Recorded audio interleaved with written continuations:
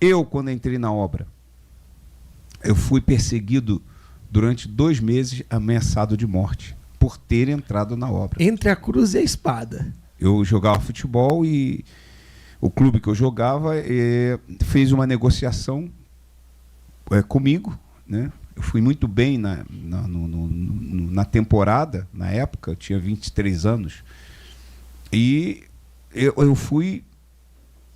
Aí vim no Maracanã, final da temporada, final do campeonato. Eu fui um dos melhores jogadores do campeonato.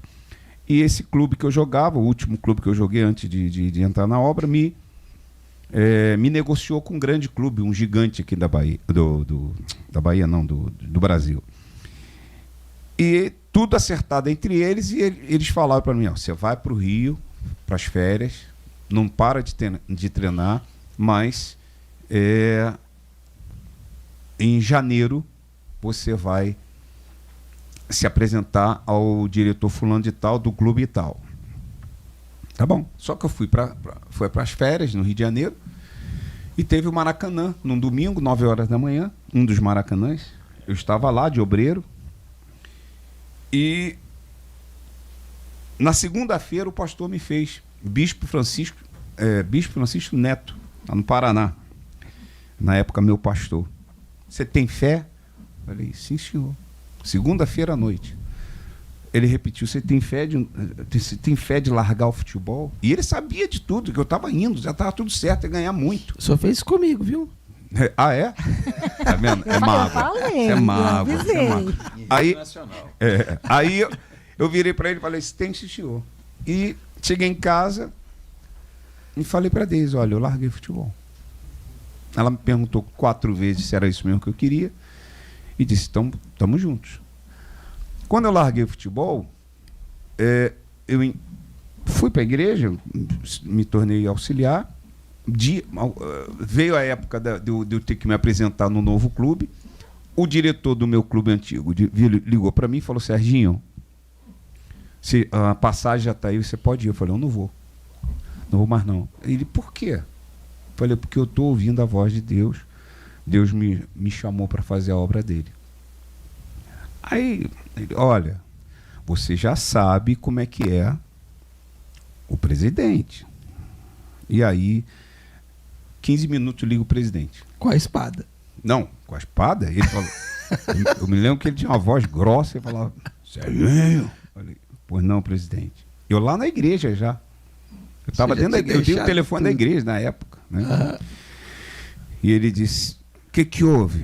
Eu falei, presidente, eu não vou, eu estou ouvindo a voz de Deus e não quero mais jogar futebol, eu vou servir a Deus no altar. E ele disse, você está ouvindo a voz de Deus? Eu falei, sim, senhor. E ele com a espada. Ele virou para mim e falou assim, pois agora tu vai sentir a chibatada de Satanás. Foi numa quinta-feira. Você tem até segunda-feira para aparecer. Eu falei, agora mesmo que eu não vou aparecer. Pode esperar, tá esperando até hoje. Mesmo não. Olha, eu me lembro que eu estava juntando dinheiro para comprar o nosso primeiro apartamento. Eu e Deise. Juntando. Peguei aquele dinheiro todo que eu estava juntando e paguei, pelo menos era metade do que eles tinham comprado o meu passe, de um clube do Rio de Janeiro. Eu paguei o meu passe, entreguei na mão deles. Quando estava lutando para conseguir a outra parte, eles me ligaram e eu fiquei 2 meses sendo ameaçado de morte por telefone. 2 meses assim, literalmente falando. E aí, no final, assim, para encurtar, eles me pediram perdão. Quando eu consegui o valor para completar a outra parte, né, liguei para eles e quando ele me ouviu, ele falou, quem está falando? Eu falei, o Serginho. Eu ia pedir o dinheiro da conta. Número da conta? Número da conta, melhor, desculpa. Para poder depositar, mandar. Né? Ele disse, Sérgio, eu queria te pedir perdão, tal. Eu fiquei calado.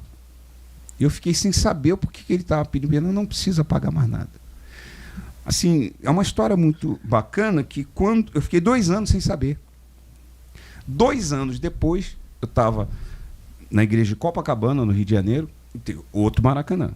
E eu estou lá fazendo linha direta no programa de rádio, dentro do estádio, quando eu encontrei com uma obreira, que era a minha procuradora, que chegou na igreja muito mal, e eu e Deise atendemos ela lá nesse estado que eu estava. Ela se libertou, foi batizada com o Espírito Santo, né? E ela se tornou minha procuradora. Na época, hoje é o meu empresário, seria o meu empresário. Sim. E quando eu saí do futebol, eu não falei com ninguém. Eu fui embora. E ela tomou conhecimento de tudo, porque eu estava... Teve muita repercussão na cidade, porque ele falou que ia me matar. Ela tomou conhecimento. Eu vim saber dela depois de 2 anos. O porquê que ele me pediu perdão. E ela foi lá. Ela disse, eu fui lá. E cheguei diante dele e falei, o senhor fulano, eu vim aqui falar... Ela era conhecida na cidade. E ele era político, tá? Na época. Era um deputado na época. E ela virou-se e disse, eu vim aqui falar com o senhor. Pois não. Eu tomei conhecimento que o senhor está aí ameaçando o Serginho e tal. Não, aí me xingou e tal. Ela disse assim para ele, olha, se o senhor fizer isso, o senhor vai arrumar o maior problema da vida do senhor. Com quem? Com Deus. Ela, por quê? Aí ela contou, deu o testemunho dela para ele. Forte. Falou para ele, eu cheguei na igreja com um estado de depressão muito forte. Ela demorava 1 minuto, aproximadamente, para falar a outra palavra. Meu Deus. De tanta depressão que ela tinha. E ele calou. Ele começou a ouvir o testemunho dela e os 4 pneus arriaram. Largou a espada. Por quê? Porque ele achava que, na minha época, tinha uma cláusula lá nos estatutos. Não, nos estatutos na lei do futebol, que se eu ficasse 3, 4 meses sem atuar numa equipe, automaticamente o meu contrato era extinto. E eu podia ir para outro lugar. E ele achou que eu estava querendo ir para outro clube e usando a igreja como pretexto para eu poder armar e sair fora. E por isso ele viu que realmente ele estava enganado a meu respeito e confirmou meu comportamento na época, porque o escritório dele era do lado da igreja que o pastor me dava domingo à noite para fazer o culto. Eu fazia o culto com a Deise, domingo à noite, corrente dos namorados, e ele parava na porta e ficava olhando eu fazer o culto.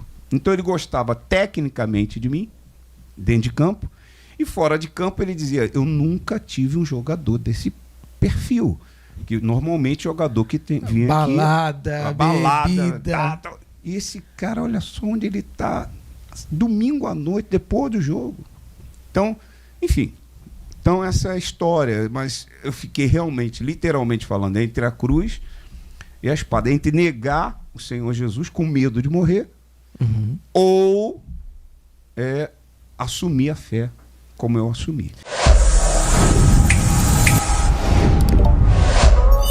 True Podcast, onde a verdade não tem filtro.